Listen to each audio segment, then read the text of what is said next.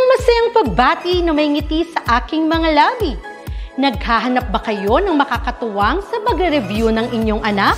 Meron yan sa DepEd. Ang ETUlay online tutorial ay libre at handog ng ating kagawaran sa pangunguna ng OUA ICTS EdTech. Ito ay isang proyektong makatutulong sa mga mag-aaral, katuwang ang mga magulang o kasama sa kani-kanilang tahanan para masagutan at maunawaan ang mga modules. Hangad din ng programang ETUlay ang matulungan ang ating mga guro sa kanilang mga blended learning classes. Ang ating ETUlay ay mula kinder hanggang senior high school. Bukod sa academics, meron din tayong mga special programs gaya ng All is Wellness, Reading and Math Remediation, Storytelling, Mommy Tech Talks, Classes sa Gramatika, Speech Class, Financial Literacy, at marami pang iba. Pinalawig din ng ETUlay ang ating Alive program para sa mga mag-aaral mula grade 1 hanggang grade 3. Gayun din ay mayroon tayong ALS program at SPED tutorials na makasisigurong makakamit ng lahat ang inclusive education. May SPED hotline na rin para sa inyong mga katanungan patungkol sa special education.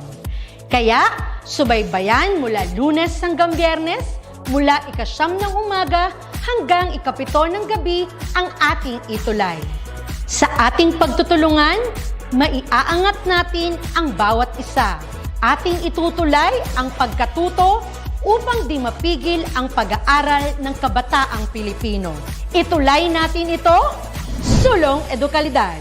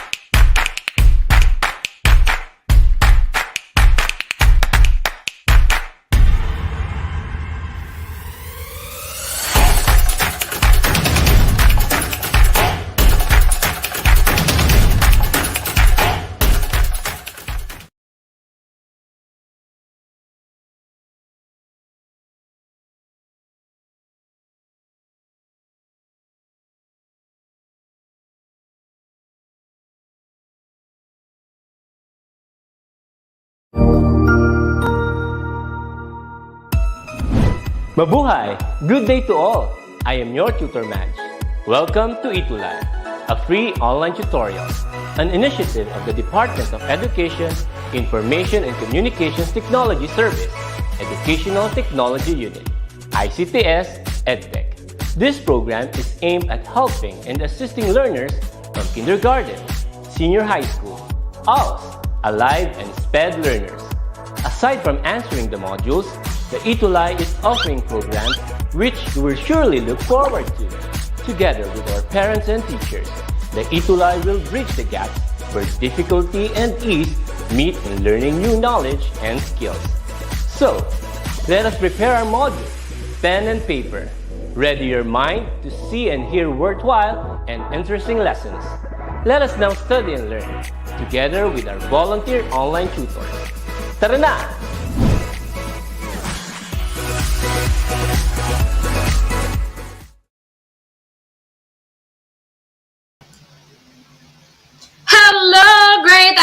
sa ating mga Math Terrific 9 learners watching from Luzon, Visayas, and Mindanao. At hello din sa aking beautiful fairy godmother partner, Tutor Janet. Hello! Hello po, good afternoon, partner.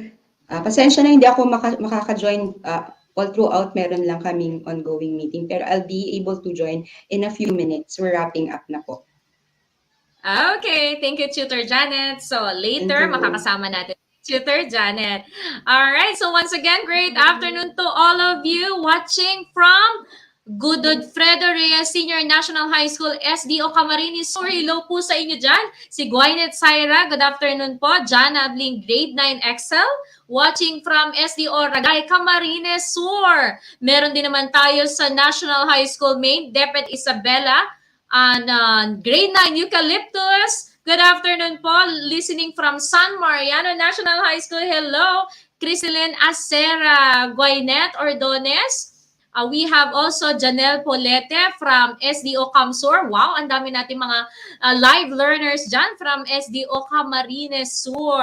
Siyempre, hindi rin mawawala ang aming suke from Luis Fed Gomez Diamantina National High School. Hello dyan sa Kabatuan, Isabela. Alright, good afternoon po, Princess Divine, April Joy, Melboy, hello. And then we also have from Ocampo National High School. Ayan. Huwag kalimutang i-like, share, and of course, i-subscribe ang ating mga DepEd official pages like DepEd TV, DepEd EdTech Unit, at ang ating bagong tahanan, DepEd ETUlay page. Alright, so I'm sure ready na ang ating mga Math Terrific 9 learners. So tune in hanggang mamaya. And once again, sa ating announcement, don't forget na meron po tayong pinapasagutang offline activity to check kung naintindihan nyo ba ang ating mga lessons and tutorials. Maaari po kayong mag-join using the quizzes. And syempre, from there, makikita natin kung sino ang ating math cutie of the weeks, no? Alright, so once again, we have here ETUlay online tutorial from DepEd ETUlay page. Tutor Angelique and Tutor Janet, ang inyong math lupit pero math bait na tutor. So, thank you so much from DepEd Central Office sa ating Alternative Delivery Mode module. So, nandito na po tayo ngayon sa ating Quarter 3, Week 4. So, tandaan, every Friday, 3 o'clock to 3:40 p.m. Okay, tignan nga natin kung sino na ang mga nag-share ng ating link. Ngayon naman, habang nakapost sa inyo ang ating screen, share and tag a friend. Alright, syempre, lalong-lalo na sa ating mga kababaihan. Dahil tayo ay nagsiselebrate ng Happy National Women's Month for this March. Because we all know we make change work for women. Syempre, meron tayong mga magagandang contributions. Hindi lang lalaki, kayang-kaya din ng mga babae. So, huwag kalimutan, ETUlay online tutorial. Every Friday yan ha, 3 o'clock to 3:40 p.m. Sige nga, tignan nga natin kung sino ang nag-tag. Tag and share. Alright, tag and share to your friends. Good afternoon po. Please like and share the session for today. Thank you so much, Sir Christopher. Tutor din natin for MAPI 7. Hello po. Ayan, from Diamantina. Don't forget to tag and share your friend. Ayan, nagtag na si Alisa Merel. Hello. Janelle Kion from SDO Camsur. Hello, Dari. Alright. So, again, our Quarter 3, Week 4 is all about problems involving parallelograms, trapezoids, and kites. And our objective for today, at the end of the session, you will be able to prove the theorems related to kites and solve problems involving parallelograms, trapezoids, and kites. So we know the polygon hierarchy. We're done with the parallelograms, the family of parallelograms, rectangles, rhombus, and squares. We are also done with trapezoids with a special type isosceles trapezoids. And now, let's have kites. Yan. So, ano nga ba ang kites? Now, let's start with the concept behind kite. If you are making a kite, what does it look like? Now, as you can see, this is my kite. Alright? Ano ang napapansin natin dito sa kite na ginawa ko? So, we actually have measurements. And we have this kite, we can name it with the 4 letters, the vertices A, D, A, B, C, D. So this is a kite A, B, C, D. What have you noticed? Ano ang napapansin nyo sa side? Side AD is 125, side DC is 125. Side AB is 166, and side BC is 166 units. Tignan nga natin kung sino ang may sagot na. Thank you for tagging your friend. Okay, para hindi lang kayo ang matuto. Alright, Richelle Kulili. Hello. We also have here Angelica May Lorenzo. Now, from here, mapapansin natin that there are 2 pairs of consecutive sides which are congruent. And that is side AD, side DC. We also have side AB is congruent to side BC. Alright. What else? Ano pa ang napapansin natin? We actually have 1 pair, tama. We have 1 pair of congruent angles. That is angle DAB, this one, and angle DCB, this one. So there is 1 pair of congruent sides. And it's actually at the end of the shorter diagonal. Next. So, ano naman sa diagonal nito? Now, let's summarize. So you can play with your kite. You can make your kite and try to measure the sides. Does it have these properties? Okay. For the sides, there are 2 distinct pairs of consecutive sides that are congruent. For the angles, only 1 pair of opposite angles is congruent.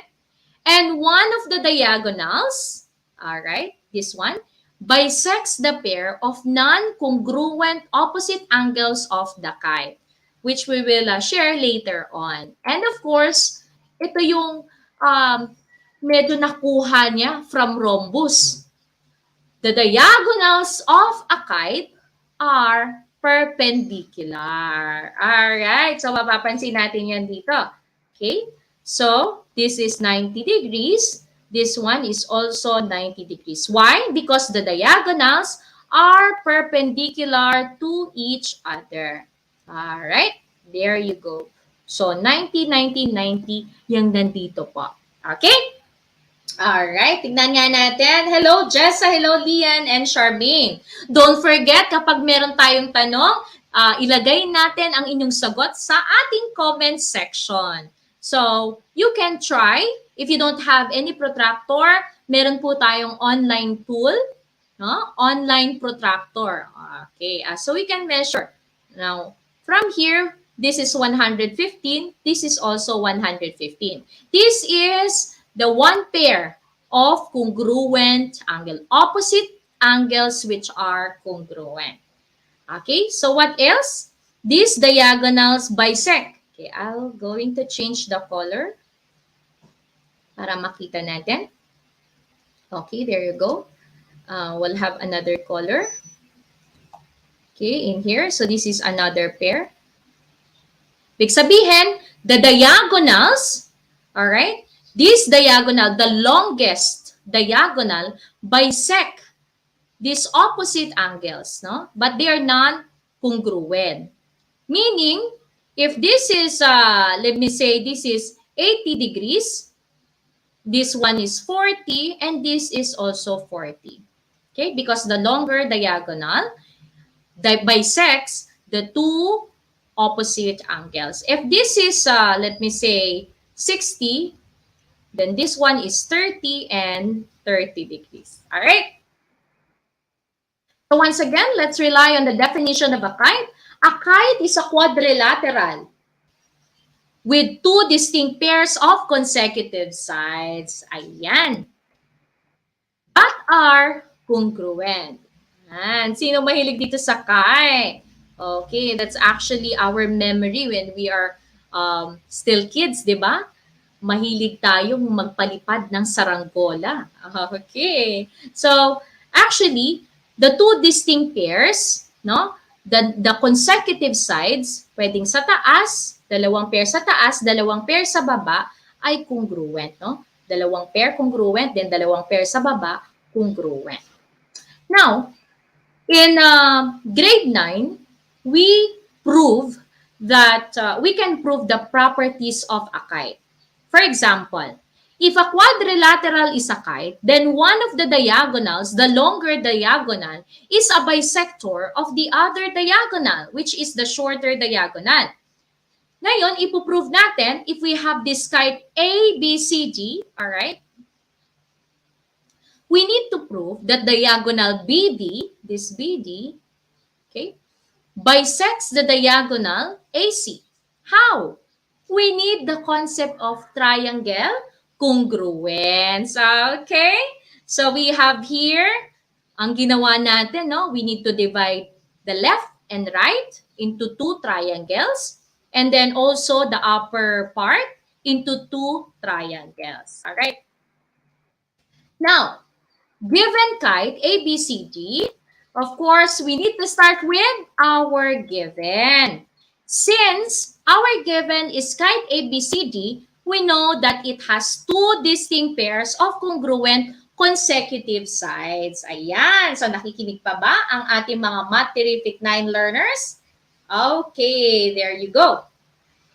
Next, so we already have AB is congruent to CB, this one. DA is congruent to DC. Okay. Ayan. Ano na lang kaya? Let's prove that these two triangles are congruent. What else is congruent? Sige nga, tignan natin. What else is congruent? Alright? Tignan natin sa mga comment section. Ano pa yung congruent so that we can prove that these two triangles are congruent? We have, all right, hello, good afternoon, Renel, Sinya. Ano pa kaya ang congruent dito? Tandaan, in triangle congruence, we can use SSS, SAS, and AA. Ano kaya ang pwede nating gamitin? We have, hello, magandang hapon po sa inyo from Kamsur. Okay, that is, what else is congruent? BD to BD. Why, teacher? The concept of reflexivity or reflexive property in which this side is equal to itself, right? Now, we already have AB congruent to BC, so that's first pair of equal sides, congruent sides, equal in measure. AD to CD, and BD to BD. So, anong ibig sabihin nito? The triangle BAD is congruent to triangle BCD by SSS postulate. Alright? Okay, tingnan nga natin kung may Yes, Earl Feathers. Ayan, very good. May sumasagot sa atin. So, triangle BAD is congruent to triangle BCD. But our goal is to make sure that AE, itong AE, segment AE, is congruent to EC. Since congruent na itong left BAD and triangle BCD, therefore, we can use the CPCT, CPCTC. that the corresponding parts of congruent triangles are congruent. Alright, so ano yun? We can make use of angle ABD, this one, angle CBD. Alright, now, ito, papalakihan natin. Okay, let's make use of the upper two triangles. So we know that these are congruent. So the measures of angle ABD, we can say it is ABE also, is congruent to angle CBD, which is also angle CBE. No? When we zoom in. Okay, hello, good afternoon sa inyo. Ngayon, ano na lang? So, ibig sabihin, meron na tayong side, AB, BC, another side, AE, EC, because of reflexive property na, because of, we have here, sandali lang, ayun, we have, okay, erase ko lang to ha, para hindi kayo malito. Yan ang pinoprove natin. Side AC must be congruent to side AC to say that it is the diagonal, bisect the diagonal BD, bisects the diagonal AC. Ano pa ang kulang dito? Alright, meron na tayong side, meron na tayong angle, one angle pair. Ano pa ang kulang? Okay, that is BE, by reflexivity. Ayan, may nakasunod ba? Good job, nakakasunod sila. Thank you, Aweng, Nika, Janelle. So, BE is congruent to BE due to reflexivity. So, we have SAS. Therefore, yung upper part, which are two triangles, are congruent. So, if that is the case, no, the triangle, this triangle, ABE, right, or BAE, is congruent to triangle BCE by SAS postulate. Ayan, pakita lang natin ha. Side, angle, side. Alright, SAS postulate. Now, because of that, ibig sabihin, yung corresponding parts ay also congruent then to the other parts. So, AE is also congruent to EC. Alright. Okay, so once again, because of CPCTC. Alright.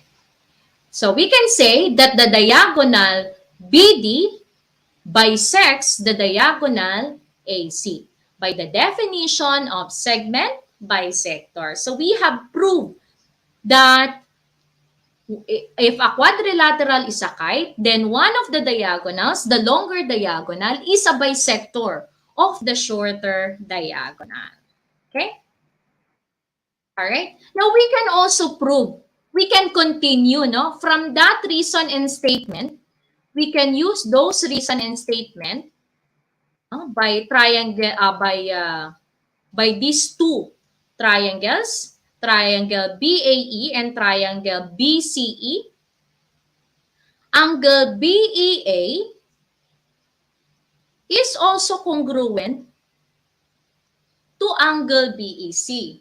Okay, wow, ang gagaling naman ng ating mga estudyante, ng ating mga Math Terrific 9 learners, talagang nakikinig. The angle BEA is congruent to angle BEC by CPCTC, which means corresponding parts of congruent triangles are congruent. Ano pa?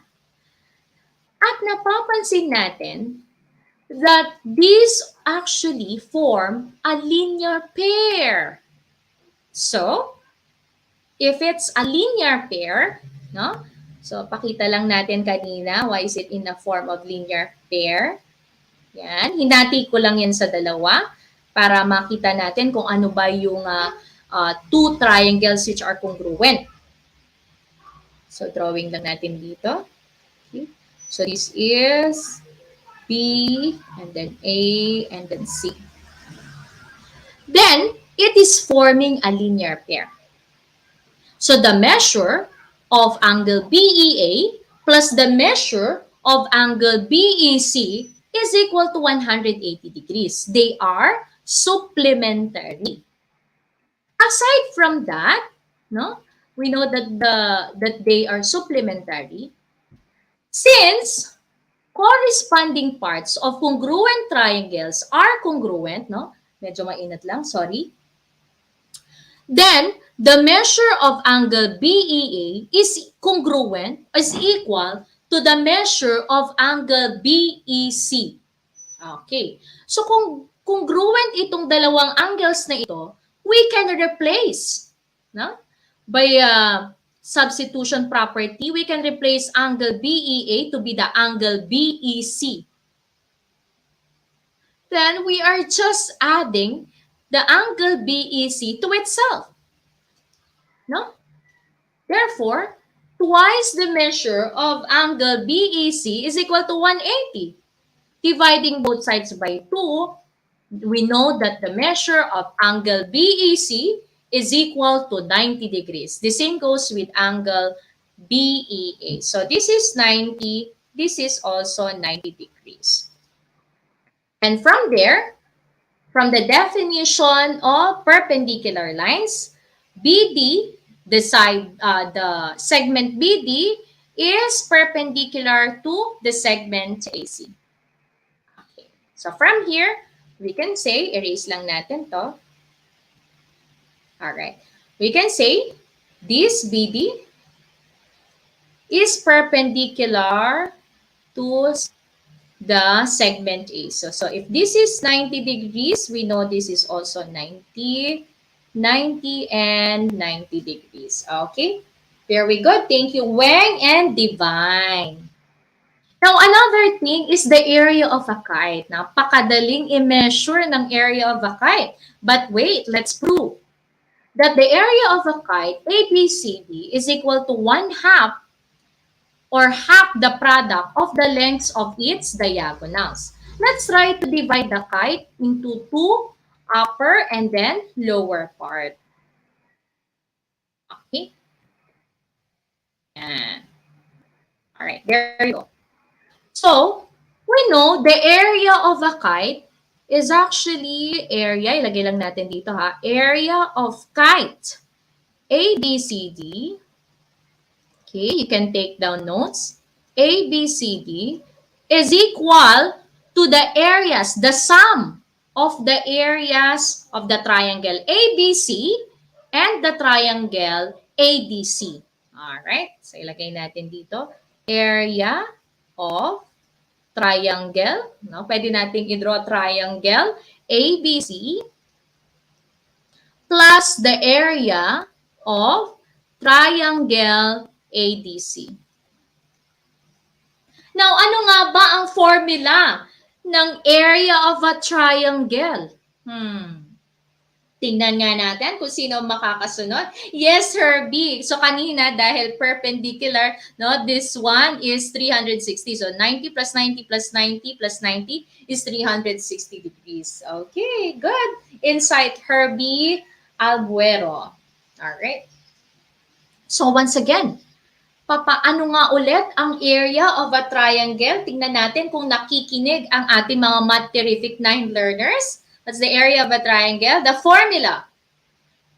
Okay, yes, the area of a triangle. Good job, Earl, yes. Area of triangle ABC plus the area of triangle ADC.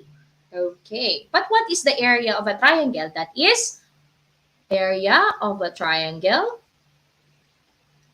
1/2 times base times height, or base times height divided by 2. Right, now let's use the sides or segment. Okay, let me use color black in here. So ABC, 1/2 of base, and the base is actually AC. Tama? So we have AC. Okay. Right? So the measure of segment AC times height. Ano naman ang height natin? Ito. BE. So we have BE. Right? There you go. Plus. Alright. Ano naman ang area ng ating triangle ADC? So 1/2 of base, which is still AC, right? Which still AC. So segment AC, the measure of segment AC, times the height. Ano naman yung height ng ating lower part of the triangle? That is ED. Alright, ED or DE. Okay, hindi sila congruent. Once again, we have the upper part and the lower part of the triangle. We just use those two triangles to get the area of a kite. Now, using the greatest common factor, we can factor it in the form. No? Ano ba yung greatest common factor nila? We have 1/2 AC. Tama? Merong 1/2 AC, 1/2 AC. So, we can take it out. 1/2, the measure of the segment AC, right? Okay, let's see, make use of the parentheses. Thank you. Ang gagaling naman ng ating mga Math-Terrific 9 learners. So, 1/2 AC BE, AC times BE divided by 1/2 AC, we have here the segment BE. Plus, anong natira? Segment DE. So, from this conclusion, since BE plus DE is actually part of the line PD and line addition postulate, BE plus ED or plus DE is actually BD. So, 1/2 times the segment AC times BD, okay, is the area of the kite. And we can say that AC is the shorter diagonal, right? The first diagonal. This BD is actually the second diagonal or the longer diagonal. And we can prove that the area of kite ABCD is equal to the half of the product of the lengths of each diagonals. Okay, great. Next natin. So, again, let's just summarize the properties of kites. Two distinct pairs of consecutive sides are congruent. One of the diagonals, the longer diagonal, is a bisector of the other diagonal. So, mapapansin natin, no? Pwede yung screenshot to. Itong ating image na nakikita ninyo. One of the diagonal is a bisector of the other diagonal. Okay, only one pair of opposite angles is congruent. Alright, dito natin pakita. Okay, yan. So, gawin ko lang tatlo to. Kasi meron tayong pinakitang mga pairs, no? Okay. And of course, one of the diagonals, longer diagonal, bisects the opposite angles of the kite. The diagonals are perpendicular to each other. And lastly, the area of a kite is half the product of the lengths of its diagonals. Alright, sige nga, mag-exercise tayo. Alright, nandyan na ba si Tutor Janet? Tingnan nga muna natin. Hello? Dahil napakagagaling talaga ng ating mga Math-Terrific 9 learners, no? Marami ang nanonood at marami din ang nagpa-participate, lalo na Sir Earl Feathers, Divine Berman, ID Ann, Herbie Alveno. Hello, very good mother. Dito na tayo sa Fly High with Kite. Go ahead, Yes. Tutor. Layag tayo, layag. So, may napansin lang ako, balikan lang natin, shooter, kasi it's important na binabasa rin natin yung mga nagiging misconception siguro ng iba. So, Divine mentioned na yung formula na after mo ma-present yung formula, she wrote 180 times 90 and 180 times 90. Remember po yung tinutukoy ni Yeah. tutor na formula, that is the length of the segment. So kanina doon sa, siguro sa dami talaga ng kailangan nating makover na formula no tutor, na ko-confuse sila doon sa angle. So remember, when you're computing for the area, you are measuring segments, okay, not angle. So ang kailangan nating gamitin ay yung length ng diagonal AC at saka yung length ng diagonal DE. Okay, so klaro lang po yun. Kasi in the succeeding exercise na tutor, kailangan klaro rin sa kanila kung ano yung ating mga ginagamit sa formula. Yeah. So kasi Yes. ito ni tutor sa properties, no? Kailangan alam natin kung alin ang diagonals at alin ang angles. Okay. Okay. Let's So go to our mag-example lang tayo, no? Tutor tutor. Janet, para tama. Thank you, Tutor. Very good matter talaga natin si Tutor Janet. For example, this is AC. Oh, yan. The longer diagonal. Measuring 10 centimeters. Then the diagonal BD, our shorter diagonal, 6 centimeters. So ano yung area of a kite? So 1/2 times the diagonal 1, which is 6 centimeters, times the diagonal 2 or the longer diagonal 10 centimeters. So ito, napakadali lang. So 6 times 10, 60 divided by 2, that's 30 square centimeters. So ganun lang po. Alright. Thank you, Tutor Janet. Sige, fly high na tayo with kite. Ahead, Fly high Tutor. with kite. So, ang ating problem, no, para sa unang example na pinrepair ni Tutor Nikki for us is hope, no? Since tayo talaga ay umaasa na sa pagbabalik natin sa normal, no? Kami lang kanina nag-meeting po kami about possible limited face-to-face classes. So let's hope for that. And hope here, okay, nakikita po ninyo sa bandang kanan, is a kite. No? Quadrilateral hope is a kite with OP measuring X. Okay, so distance OP or length of OP is X, while the length of its opposite side, obviously hindi siya congruent kasi meron tayong longer side, HE. So the length of HE is 5X. Okay, another given, the length daw of one of the subsegment here sa loob ay 5 cm. So the length of SP is 5 cm. And you're also given the perimeter. Okay, so 4 na sides yan. Ang sum daw ng HO, OP, no, PE, and HE. So kailangan nating sabihin nga lang na HO and OP are of course congruent, no? Kasi na-prove na yan kanina ni tutor sa inyong mga exercises with proving, no? So, dalawang measure ng OP plus dalawang measure ng HE, that's already totaling to your given perimeter, no, tutor, 108 centimeters. So, with this information, we are tasked to find the value of. Okay, so letter A. So subtask po ito uli ha. So baka may mabasa kaming comment ni tutor na A. Letter A, no? So kailangan sa letter A, syempre para ma-solve natin yung sum of the lengths here na tinatanong, kailangan i-solve muna natin yung value ng X. So kaya in-emphasize ko kanina tutor yung formula, 'di ba? Ang tutor, no, ang formula natin for perimeter, although this is a four-sided polygon, pero may information na tayo na OP, no, segment OP is congruent to segment HO. So we just need to double OP and that will already, the sum will serve as the sum of these two, yung dalawang shorter sides. While we know that HE, yung minark na red dito ni tutor, thank you tutor. So HE is congruent to PE. So pwede rin natin sabihin na instead of writing HE plus PE, so twice na lang ng HE. Ayan, so kaya po ang sinusulat natin dyan ay to find the value of X, we will have the equation.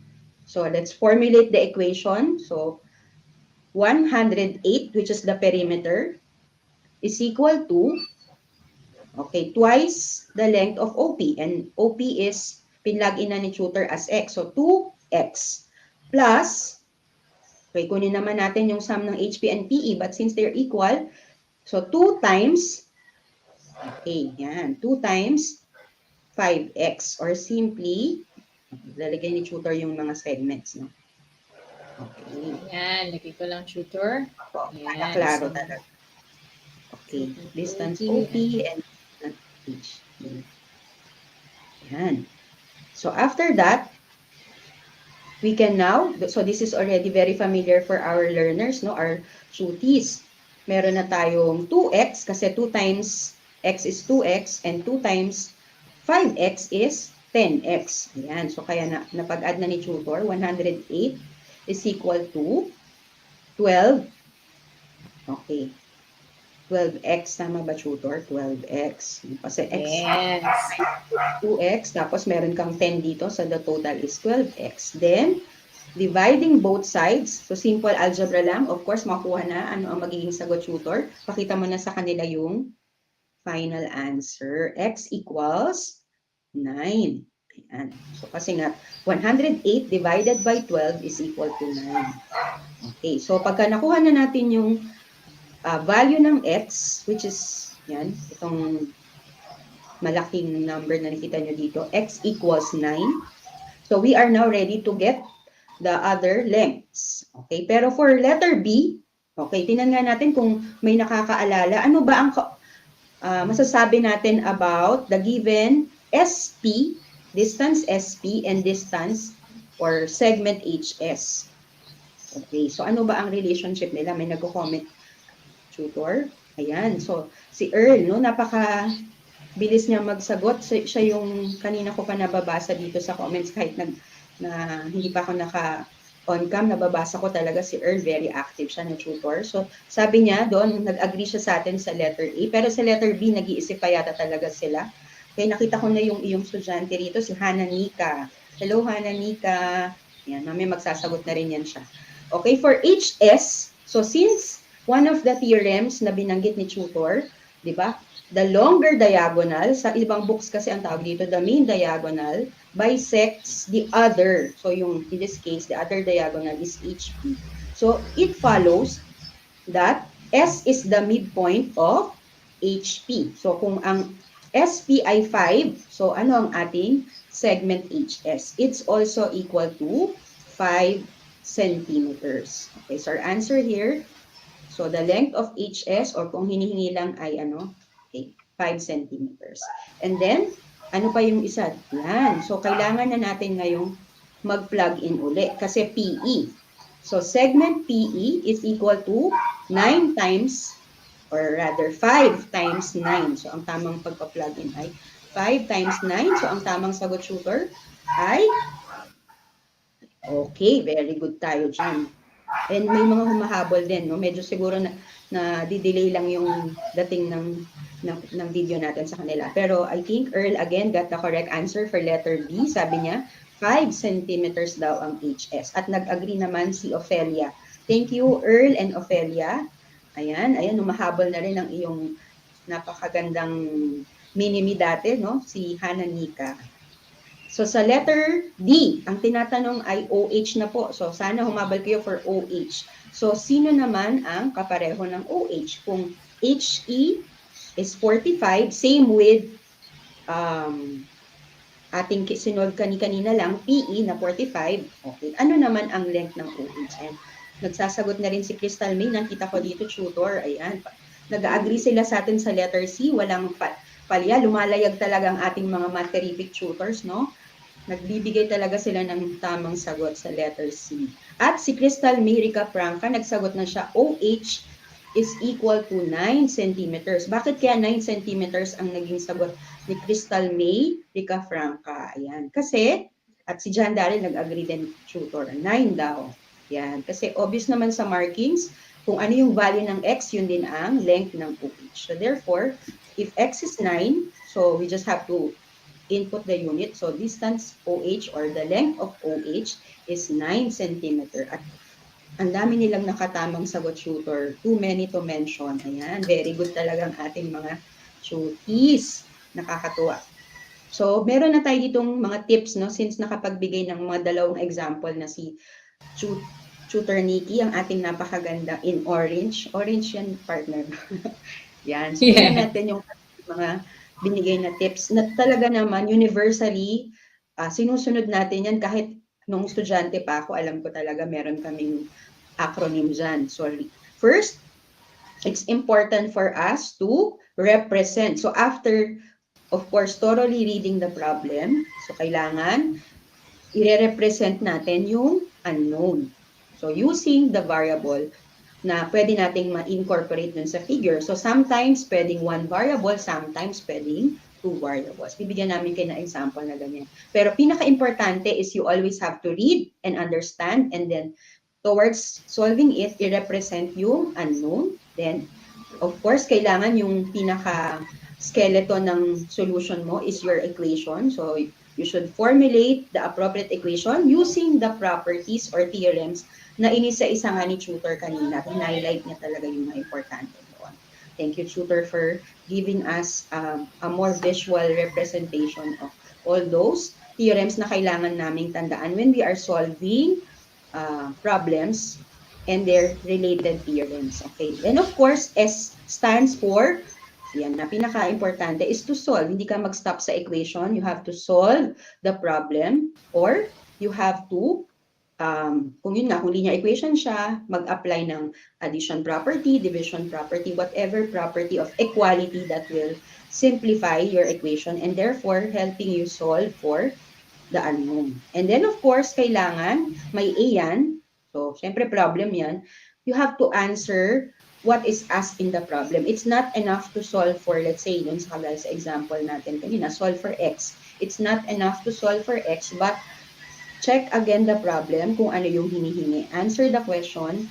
Probably better, no, tutor? Ang naalala ko yung math second year teacher ko, kailangan daw answer sentence. So, kailangan kung hinihingi, you have to answer the question in a complete sentence. Full because you sentence. answered the question. Yan. So, sabi ni Earl, yan. Very good, Earl. In just one line, sinabi niya, represent, equate, solve, answer.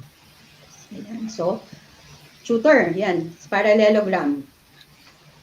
Okay, sige, basahin ko na, tutor. For the exercise number 1, given the parallelogram at the right with indicated measures of its sides, solve for the values of x and y. Also, solve for the perimeter. So, again, let's start with letter R, represent. Actually, from here, we do have representations na, tutor, no? Okay. Opo. So, kailangan Okay, go lang ahead. natin, kailangan lang natin, tutor, i-remind sa kanila na sa problem na to, kasi may guide na tayo sa figure, we are saying that this is a parallelogram. Of course, by definition, this segment here, yung naka-incline, yung involving x, okay, yung dalawang ito, 6x minus 1, and the other one is 5x plus 1, they are marked congruent because opposite sides are marked congruent naman talaga for parallelogram. Okay. And then, of course, meron din tayong ika-lawa at ika-apat na side na minamark ni tutor Nikki na 10y minus 8 and 7y plus 1. So, hindi natin kailangan gumamit ng system of equations in this case kasi baka makita nila, ay, may x and y, mahirap yan. No, because what we are involving to simultaneously to be able to solve one variable at a time are same variables naman. So, ayan, sinulat na ni tutor, i-represent natin yung ating unknown x. So, towards writing the equation, anong ating equate, tutor? Yung s sub 1 or side 1, tsaka, okay, yung 5x plus 1, which is for side 3. And of course, yan, napakasimpleng manipulation lang, di ba? Kasi they both differ by 1 lang naman, no? 6x minus 5x is, okay, yan, in-equate na rin ni tutor. Yan, para mabilis tayo. Para sabay na nating masolve. Okay, so ano ang ating x, tutor? Pakita na natin sa kanila. Oo, kasi para yan. So, x equals, okay. And, in here, yes, so we have 3y equals 9. Ayan. So, y equals 3. So, paano natin nakuha yung sagot na 66, tutor? So, ang kailangan lang nilang gawin ay evaluate muna nila yung 6x plus 1. So actually, pwede, 6x minus 1 rather. Pwede silang mamili, no, tutor? Pwedeng 5x plus 1 or Yes. 6x minus 1. Anyway, they are the same. So ginamit ni tutor yung S sub 1, which is 11. So the longer side, yung horizontal side is 22. Okay, so therefore, using the formula for perimeter, so side 1 plus side 2 plus side 3 plus side 4, 11 yon, dalawang 11. So plus dalawang 22 rin for side 2 and side 4. The sum of that is equal to 66 units. So the final answer, the perimeter of our parallelogram is 66 units. Ayan. Meron pa tutor, no? Yeah. Yes. Next, trapezoid naman tayo, tutor. Given the trapezoid ABCD at the right as marked, find the lengths of the median and the upper base. Now, let's and then explain your answer. Okay. So, remember, sige po, go ahead, tutor. Ayan. So, remember dito sa ating discussion last week, di ba? By definition, EF is the median of trapezoid ABCD. So, ano ang ating unang theorem na pinrove about trapezoid, no? Generally, all trapezoid. That the median, the formula for the median is, it's the average, okay, of the two parallel sides. So, ang parallel sides natin lagi ay yung ang mga bases. So, therefore, the formula for EF, which is the median, is equal to 1/2 of the sum. Average kasi, 1/2 of the sum of the two given bases.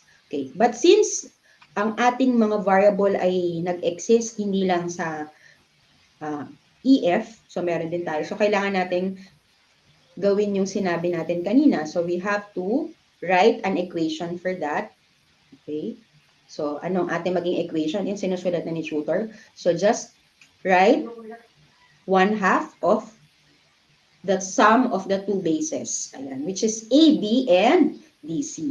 And of course, plugging in our binomial for AB, which is okay, also for EF, binomial din pala siya, no? So, 5x minus 7 is equal to 1/2 of 4x minus 10 plus 38 kasi yung longer base is given. Okay, so, ayan. So, meron na tayong kailangang i-add, no? Bago natin i-apply yung distributive property, let us try to simplify first from the innermost, no? So, which is doon sa parenthesis natin. So, we now have 5x minus 7 equals 4x plus 28.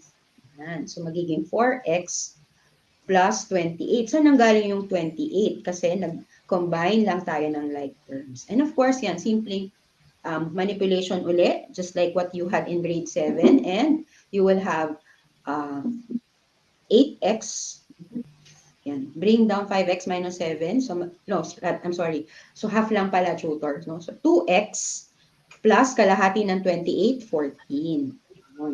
So, 2x plus 14 will be equated to 5x minus 7. You can now manipulate again further. And we will have x equals 7. So, if x is equal to 7, ano ang ating susunod na gagawin? So, ang tinatanong, so sabi natin, hindi pwedeng matapos lang sa x. Hanapin daw yung median. Thank you, tutor. Ang tinatanong, find the length of the median and the upper base. So, kailangan nating, syempre, yung mga may variable, yung mga may unknown. So, the median, of course, is 28 because it's 35 minus 7.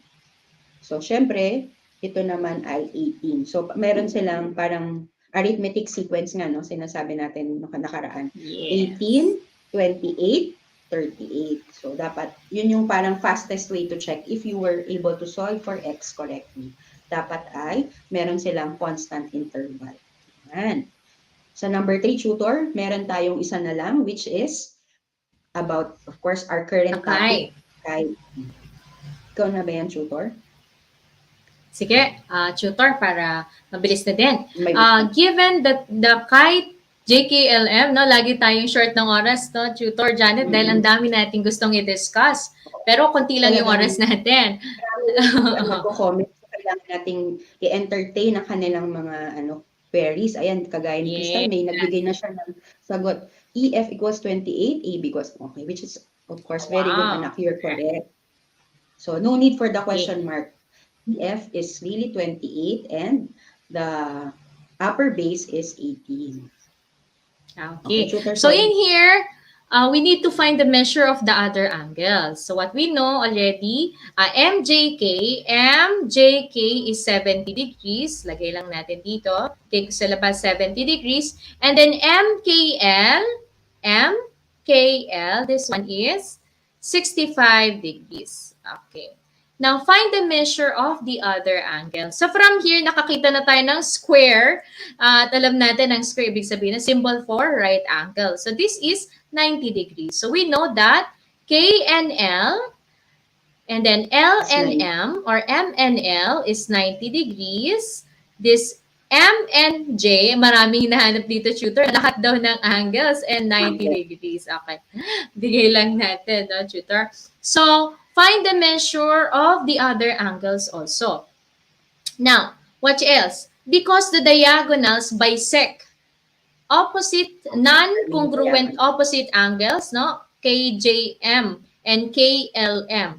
Therefore, ito po ay 70 divided by 2. So, we know this is 35 and 35 degrees. Okay. Now, from here, meron tayong maliliit na triangle. O, pwede na, from this relationship, makikita na rin natin yung measure nito, no? Tutor Janet?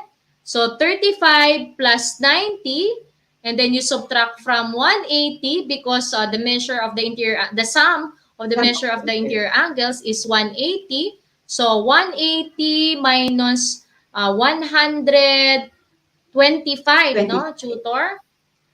We have 55. Okay, or pwede rin, tutor, Okay. pwede rin, no, complement ng 35, no, para mas, kasi alam na nila na lahat ng triangle na to will involve right angle, so they just have to find the complement nung given na acute. So, 35, so ang complement niya ay 55. And of course, yan, tutor. dalawa na lang sa dulo. Yes. So, we have here 65.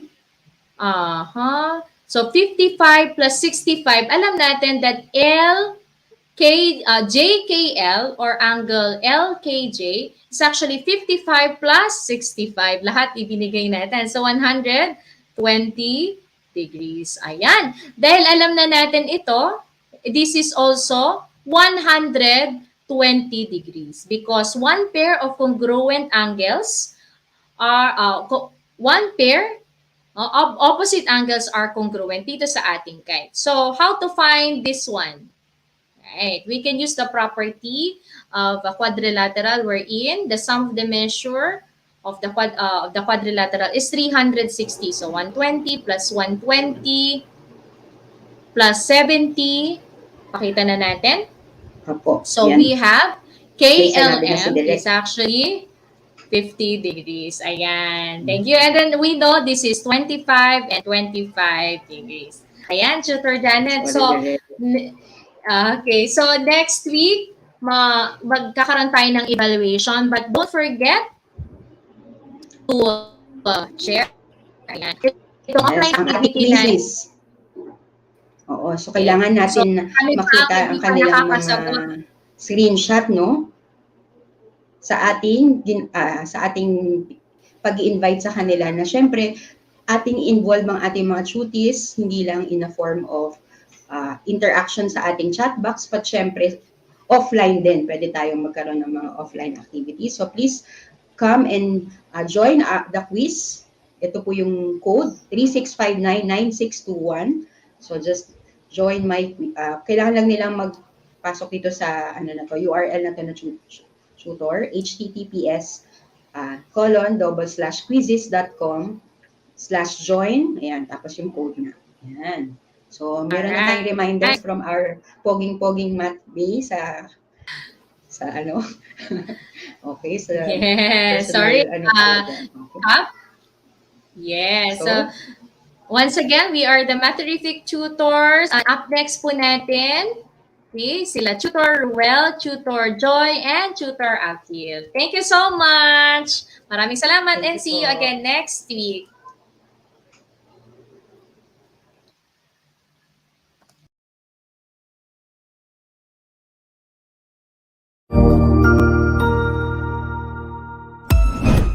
Ang husay naman! Natapos mo ang iyong tutorial session kasama ang iyong mahusay na ETUlay tutor. May bago ka bang natutuhan? I-share na yan gamit ang hashtag #ETUlayLevelUp.